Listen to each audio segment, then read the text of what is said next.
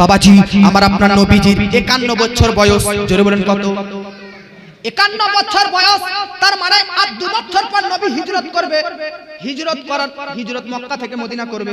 তার 2 বছর আগে 51 বছর বয়সে আর নবুয়ত প্রচার করার 11তম বছরে, অর্থাৎ নবী 40 বছর বয়সে ইসলাম প্রচার করতে লাগলেন। ইসলাম প্রচার করা 11 বছর যখন হয়, 51 নবী 40-এ যদি ইসলাম প্রচার করতে লাগে 11 যোগ করলে 51, তাহলে ইসলাম প্রচার করা 11 বছর হলো। আর নবীজির বয়স 51, হিজরত করতে এখনো 2 বছর বাকি আছে। আমার নবীজি রজব মাসের 26 দিবাগত রাত্রে তিনার চাচাইতো বোন হযরতে আলীর নিজের বোন উম্মে হানির বাড়িতে আরাম করতেছে। বাবাজি আমার আল্লাহ পাক রব্বুল আলামিন হযরতে জিবরিল আমিনকে বলতেছে, ও জিবরিল আমিন তুমি কি জানো না আমার মুস্তাফা ওই 40 বছর বয়স থেকে 51 বছর পর্যন্ত ইসলামের প্রচার করতেছে। মানুষের এত যন্ত্রণা নবীকে দেওয়া হয়েছে, মানুষ এত যন্ত্রণা আঘাত নবী মুস্তাফাকে দিয়েছে।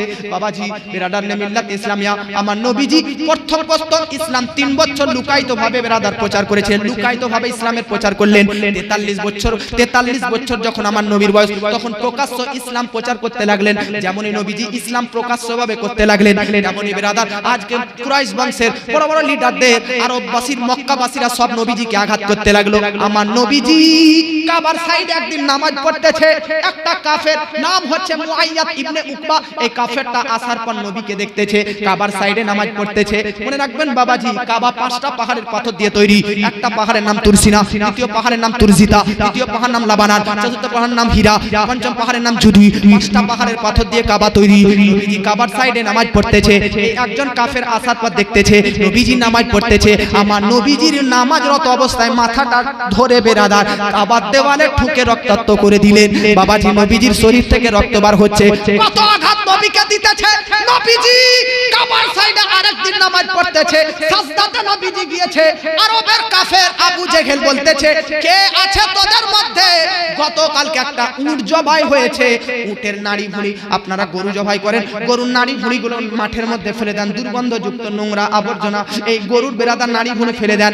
আবু জেহেল বলতেছে, গতকাল উট জবাই করার পর নাড়ি ভুঁড়িগুলো যেখানে দুর্গন্ধ জায়গায় আবর্জনাতে ফেলে দিয়েছিলি, ওই নাড়ি ভুঁড়িকে তুলে আনা হলো। একজন ব্যক্তি তুলে আসলো। নবীজি কাবার সাইডে নামাজ পড়তেছেন সাজদারত অবস্থায়, নাড়ি ভুঁড়ি উটের নবীজির মাথার উপর চাপিয়ে দেওয়া হয়।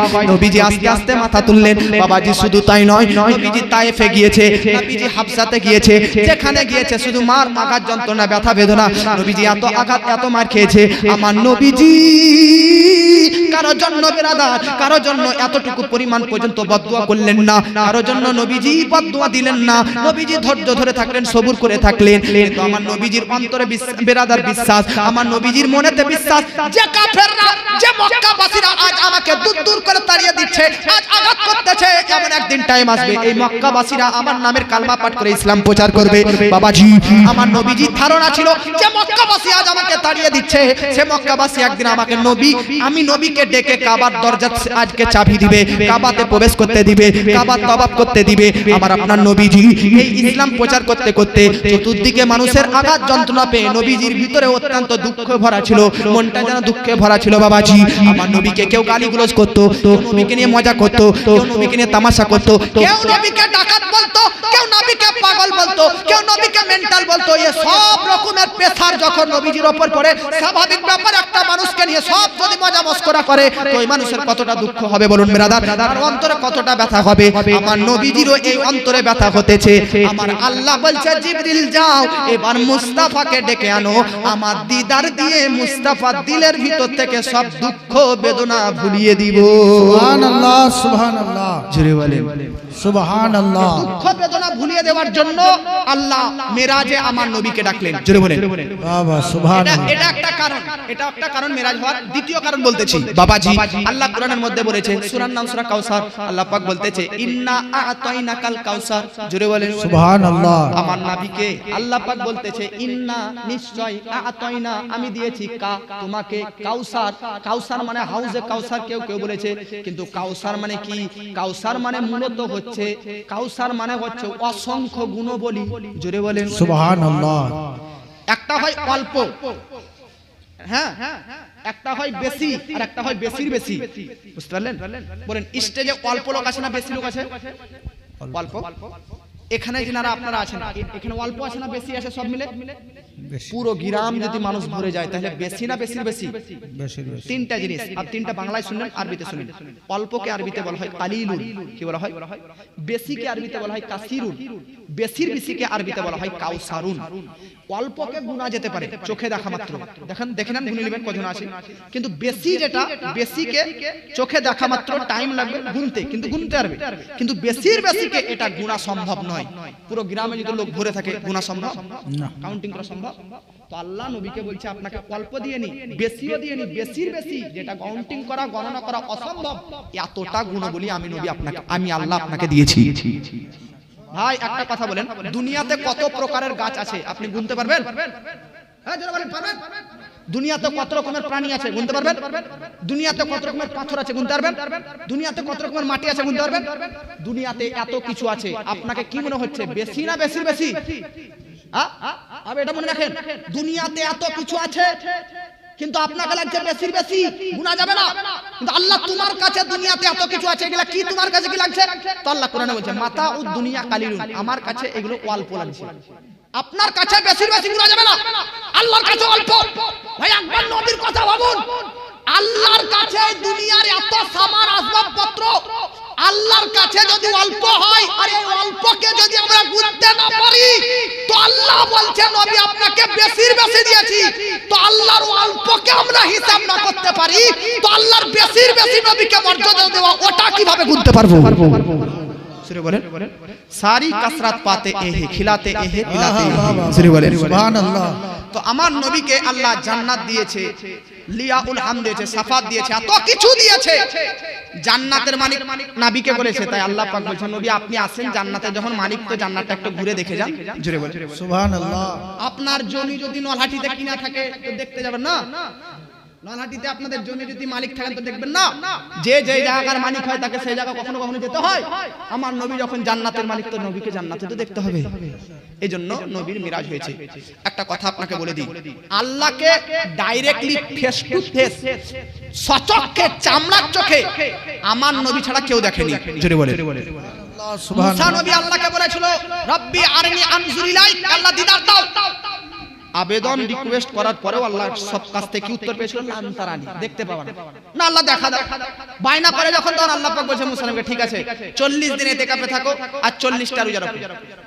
40 দিন ইতিকাফে থেকে 40 দিন রোজা রেখে পরিবার প্রতিবেশী সবকে ছেড়ে এত পরিশ্রম করার পর আল্লাহ পাক বলছে পাহাড়ের দিকে তাকাও, আমার একটা নূরের তাজাল্লি নিক্ষেপ করছি, পাহাড় যদি নিজ জায়গাতে স্থির থাকে তাহলে তুমি দেখতে পাবে।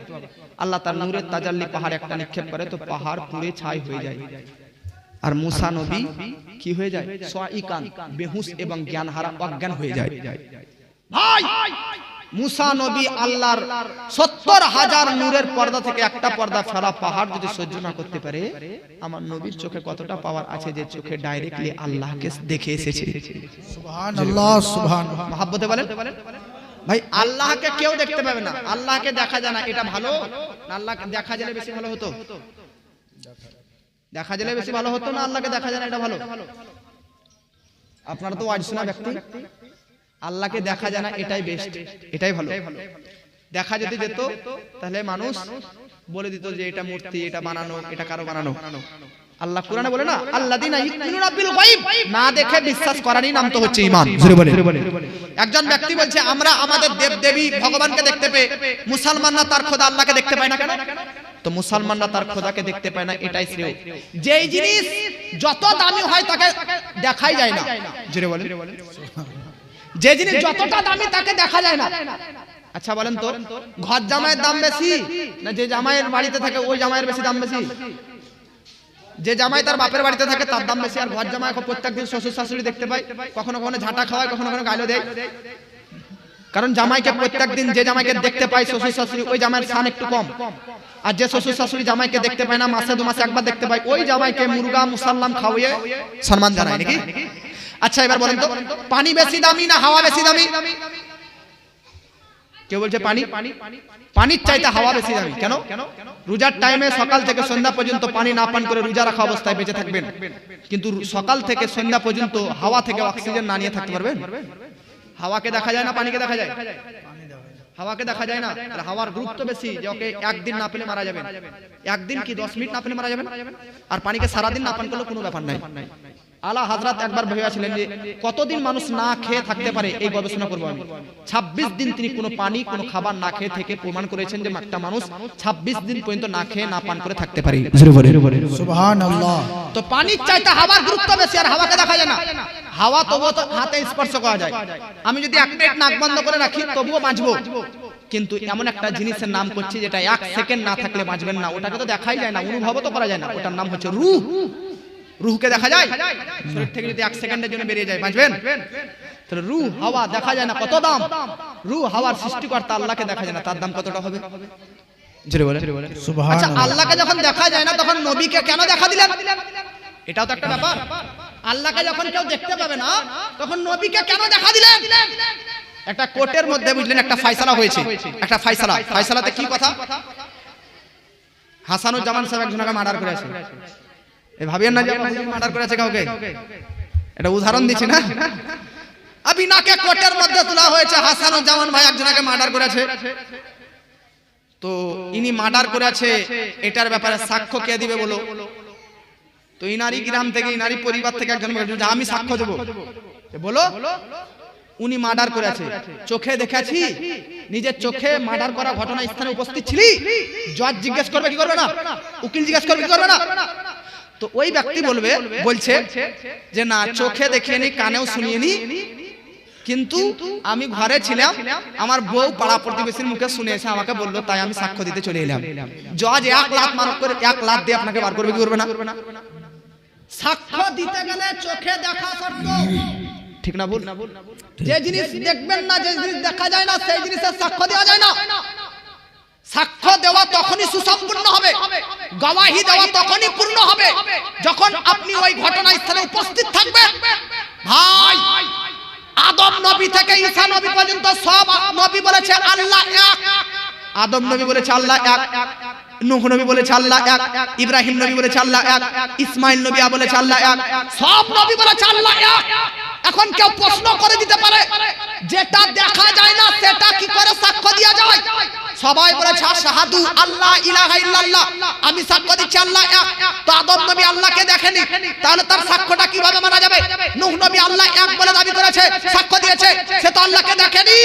তো বিধান হচ্ছে কেউ দুনিয়াতে থাকতে আল্লাহকে দেখতে পাবে না, কিন্তু নাস্তিকরা প্রশ্ন করতে পারে যে কেউ আল্লাহ এক বললে তাকে প্রশ্ন করতে পারে তুই আল্লাহকে এক বলছিস, তো আল্লাহকে কি দেখাচ্ছি? তাই আল্লাহ এক। সব নবীর সাক্ষ্যকে পরিপূর্ণ করার জন্য আল্লাহ আমার নবীকে নিজের দিদার দিলেন আর বললেন, এ মুস্তাফা, জান প্রাণ মন ভরে আমাকে দেখে নিন, তাতে আপনার দেখা আদম নবীর আমি এক বলাটা সাক্ষ্যটা সুসম্পূর্ণ হয়ে যাবে। প্রত্যেকটা নবীর আমি এক বলা, প্রত্যেকটি মুসলমানদের আমি আল্লাহর উপর এক হওয়াতে সাক্ষ্য দেওয়া আপনার দেখার উপর দলিল হয়ে যাবে। বাহ বাহ বাহ, বেশ। এজন্য আল্লাহ আমার নবীকে নিজের দিদার দিলেন। জোরে বলে টাইম কত হলো গো? বাহ ভাই, বাড়ি যেতে হবে গো। আমি ডাইরেক্ট কোচবিহার থেকে আপনাদের এখানে আসছি, বাড়ি থেকে আসছি। গত রাত্রিতে কোচবিহারে প্রোগ্রাম ছিলাম, ডাইরেক্ট আপনাদের ওখান থেকে এখানে আসছি। তো বাড়িতে আমারও মন খারাপ করছে গো, 2 দিন থেকে যেয়ে নি। আপনাদের মন খারাপ করছে? মাশাআল্লাহ। যা, আর বোধহয় ট্রেন পাওয়া যাবে না নাকি? হ্যাঁ, বুঝতে পারলাম না। আচ্ছা যাক, বক্তব্য এই দেখেন, আমি এখনো মেরাজের কিছু শুরুই করিনি। আপনারা মনে করছেন শুরু করেননি, হয়তো এত দূর বলে দিলেন জি, এত সব উপরে গেল। আব মক্কা থেকে নবীজি বাইতুল মুকাদ্দাস যাবে, এর মধ্যে 3 জায়গাতে নবী নামাজ পড়েছিলেন। কোন কোন জায়গাতে, কেন পড়েছিলেন? নবীজি মসজিদুল আকসাতে প্রবেশ করতে হবে, তার আগে দূর জায়গাতে দুজনা ডেকেছিল। কারা? বাইতুল মুকাদ্দাসে কেন নামাজ পড়ে? আবার যদি নেক্সটে দাওয়াত হয় তো ইনশাআল্লাহ ওগুলো এসে বলবো, আর আমি আগে বাড়াচ্ছি না, বুঝলেন? হ্যাঁ, এজন্য এখানে শেষ করলাম। বলা ভাষার মাধ্যমে হয়ে থাকে ভুল ত্রুটি, ক্ষমা প্রার্থী। সব বাড়ি যাবেন, খিচড়ি জুড়ে আন যাবে গো। গরম গরম খিচড়ি খাবেন নাকি? হ্যাঁ, গরম গরম খিচড়ি। আচ্ছা, একটা গজল বলি।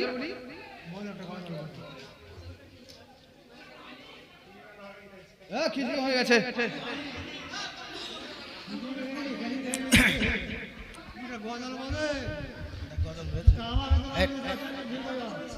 ট্রেন আছে 10:30টায় ট্রেন ধরবে। 10:30টায় ট্রেন আছে গো।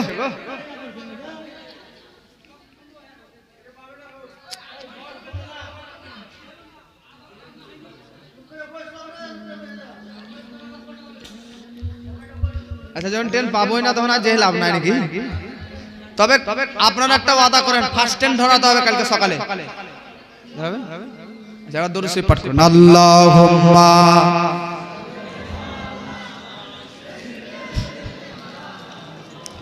মুহাম্মাদ ওয়া আলা আলি সাইয়্যিদিনা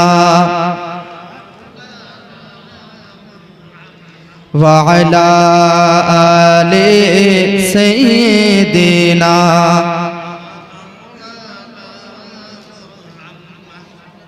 সাল্লু আলা মুহাম্মাদিন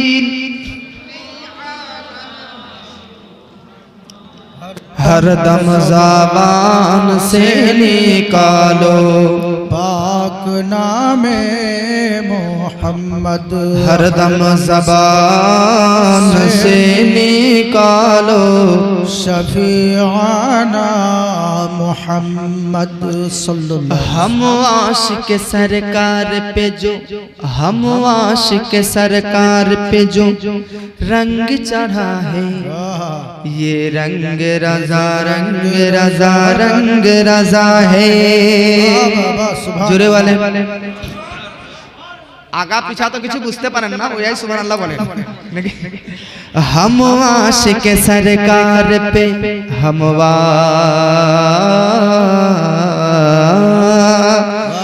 हम आशिक सरकार पे जो रंग चढ़ा है, ये रंग रज़ा, रंग रज़ा, रंग रज़ा है।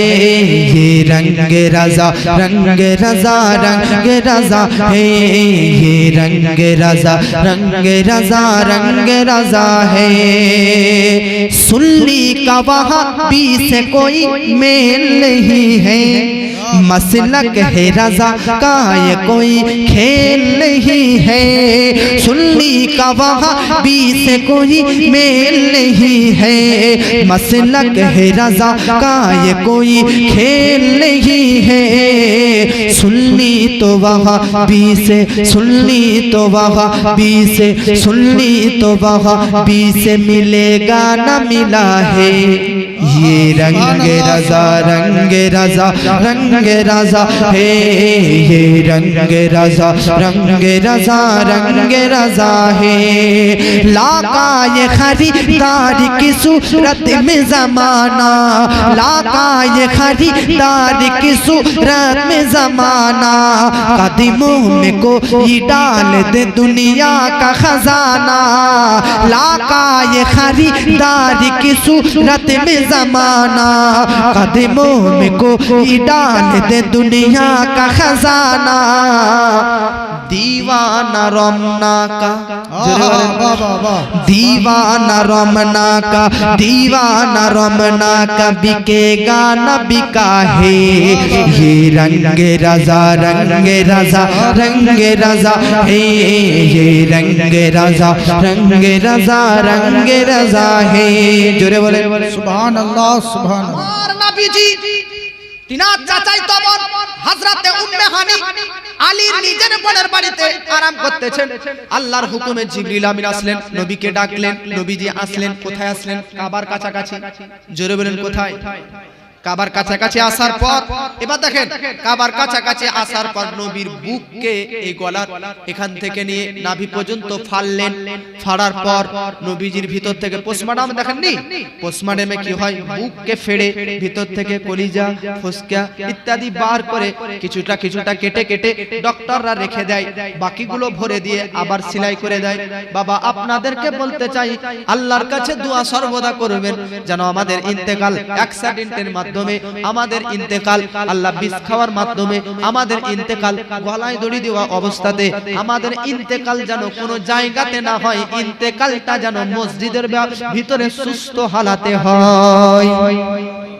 এটা দোয়া করবেন। মা বোন না তো হবে না, উনারা তো মসজিদ আছে না, তো তবে আপনারা দোয়া করবেন আল্লাহ আমার ইন্তেকাল যেন নামাজের পাঠিতে হয়। আর আপনারা দোয়া করবেন আমাদের ইন্তেকাল কোথায়? মসজিদে যেন হয়। মসজিদে যদি কারো ইন্তেকাল হয় তো কনফার্ম সে পবিত্র আছে। কথা ঠিক না ভুল? রাস্তায় রোডে যদি মারা যান তো কোনো কনফার্ম নয়, নাপাক নাপাক। কিন্তু মসজিদে ইন্তেকাল যে করবে সে তো মসজিদে প্রবেশ করে সে গোসল উজু কমপ্লিট করে না পবিত্র হয়ে কোন মুসলমান কি মসজিদে নাপাক অবস্থায় প্রবেশ করতে পারে না?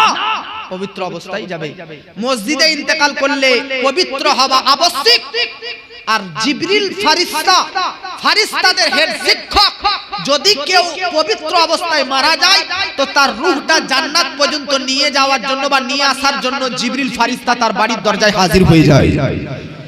জিবরিল আমিনের দায়িত্ব ছিল প্রত্যেকটা নবীর কাছে ওহী আনা। নবীদের আশা বন্ধ, জিবরিলেরও আশা দুনিয়াতে বন্ধ। তবে হ্যাঁ, দুনিয়াতে জিবরিল আমিন এখনো কিছু কিছু সময় আসে। কোন কোন সময়? ওই সময়ে যেই সময়ে কোনো মুসলমান মুমিনের পবিত্র অবস্থায় যদি ইন্তেকাল হয় তো তার রূহটা নিয়ে যাওয়ার জন্য 70,000 ফারিস্তাকে নিয়ে তার বাড়ির দরজায় হাজির হয়ে যায়। আচ্ছা, আপনারা একটা কথা বলেন তো, মসজিদে প্রবেশ করার সময় ডান দিকে ডান পা দিয়ে প্রবেশ করতে হয় না বাম পা?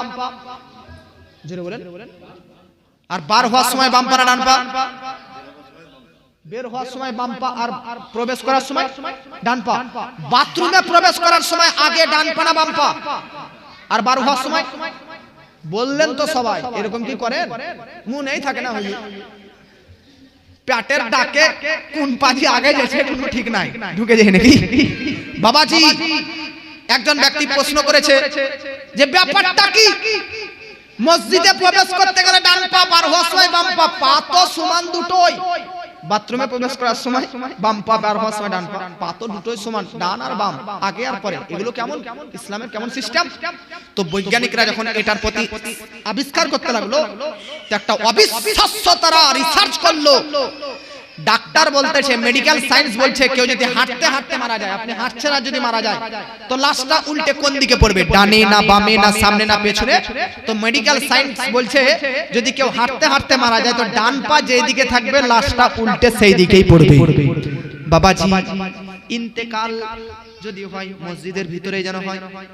মসজিদে প্রবেশ করার সময় ডান পা, ওই প্রবেশ করার সময়ও যদি মারা যান তো লাশটা উল্টে মসজিদের বাইরে নয় ভিতরেই পড়বে। আর মসজিদে প্রবেশ যদি বডি পড়ে যায় তো মসজিদে মরার ফজিলত পেয়ে যাবে।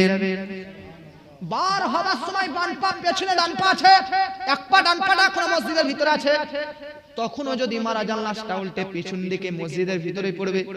কেউ কি চান যে বাথরুমে মারা যায়, এইজন্য প্রবেশ করার সময় কেউ যদি মারা যায় লাশটা উল্টে বাইরে পড়বে? কেন? কারণ পেছনে ডান পা, সামনে বাম পা, লাশটা ভিতরে পড়বে না, উল্টে বাইরেই পড়বে।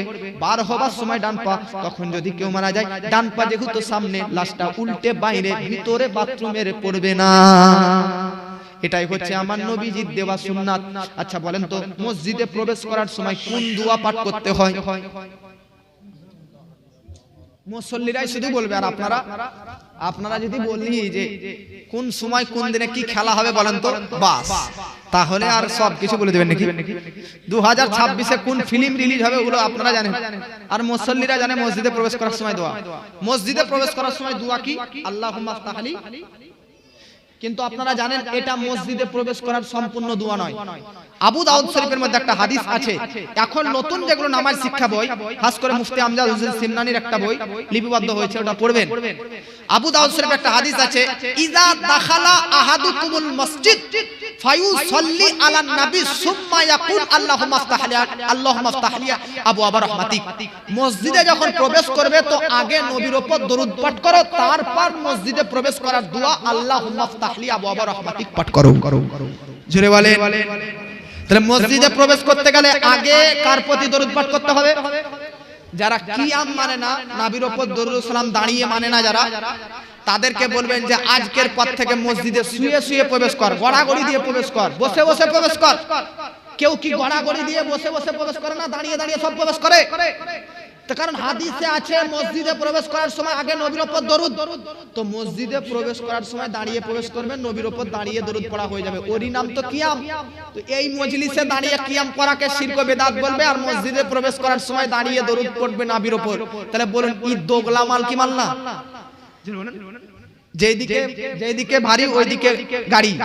এজন্য বাবাজি প্রত্যেকটা ওয়াহাবি এবং দেওবন্দীদেরকে বোঝা উচিত যে মসজিদে প্রবেশ করার সময় দাঁড়িয়ে প্রবেশ করতে হয়। এইজন্য দুরূদ শরীফ তো দাঁড়িয়ে এখানে পড়া হয়ে যাচ্ছে। জোরে বলে, যারা দাঁড়িয়ে নবীকে সালাত ও সালাম দিতে চায় না, আল্লাহ তাদেরকে দাঁড়িয়ে সালাত ও সালাম পড়িয়ে নিবে। কিভাবে?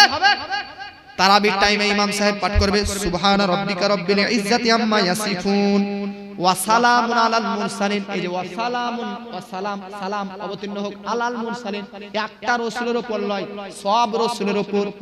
বক্তব্য দিছিলি যে শুধু নবীর উপর দাঁড়িয়ে সালাম পড়া যাবে না, আর নামাজে দাঁড়িয়ে দাঁড়িয়ে সব রাসূলের উপর কিভাবে সালাম করতেছি। জোরে বলে। এজন্য বাবাজি এরা বুঝে না, পড়ে ঠিকই, বুঝে না। আল্লাহ নামাজের মাধ্যমে দাঁড়িয়ে সালাত ও সালাম পড়িয়ে নিবে, কিন্তু বিরাদার নামাজে কোরআনের ভাষাতে ওয়া সালামুন আলাল মুরসালিন, আর আমরা বাঙালি ভাষাতে ইয়া নবী সালামু আলাইকা পাঠ করি। নবীর উপর দরুদ ও সালাম পাঠ করতে আল্লাহ কোরআনের মধ্যে বলেছে। যদি কেউ আপনাদেরকে প্রশ্ন করে যে দাঁড়িয়ে পড়া যাবে না, যারা বলবে যে দাঁড়িয়ে নবীর উপর সালাত ও সালাম পড়া যাবে না, তাদেরকে বলবেন যে বসেও নবীর উপর দরুদ ও সালাম পড়া যাবে না। ওরা বলবে বসে নবীর উপর দরুদ পড়া যাবে না, এটা কোন জায়গায় লেখা আছে? তো তাকে উত্তর যাবেন, যেই জায়গাতে দাঁড়িয়ে নিষেধ করা আছে দরুদ ও সালাম পাঠ করা, ওই জায়গাতে বসে দরুদ ও সালাম পাঠ করা নিষেধ আছে। কিয়ামত পর্যন্ত দাঁড়িয়ে নবীকে সালাত ও সালাম পাঠ করা কেউ নাজায়েজ প্রমাণ করতে পারবে না। আর আমরাও কিয়ামত পর্যন্ত বসে দরুদ ও সালাম পাঠ করা নাজায়েজ এটাও বলতে পারবো না। তাই বসে দাঁড়িয়ে, উঠে শুয়ে বসে যে কোনো অবস্থায় সালাত ও সালাম পাঠ করো, এটাই কোরআনের হুকুম। কোরআনে এটা বলেন নিজে বসে পড়ো বা দাঁড়িয়ে, শুয়ে পড়ো বা বসে, কোনো নির্দিষ্ট ভাবে বলেননি, নরমাল ভাবে বলেছে। তাই আমাদের ইচ্ছা আমরা কখনো বসেও পড়তে পারি, আবার কখনো কখনো দাঁড়িয়ে পাঠ করতে পারি। যাক, আল্লাহ পাক আপনাদের সকলকে বোঝার তৌফিক দান করুন। এখানে বক্তব্য ইতি এবং সমাপ্তি ঘোষণা করলাম। বলা ভাষার মাধ্যমে যদি হয়ে থাকে ভুল ত্রুটি, আল্লাহর নিকট ক্ষমা প্রার্থী। সকলে মিলে বলুন আস্তাগফিরুল্লাহ রাব্বি মিন কুল্লি যামবি ওয়া আতুবু ইলাই।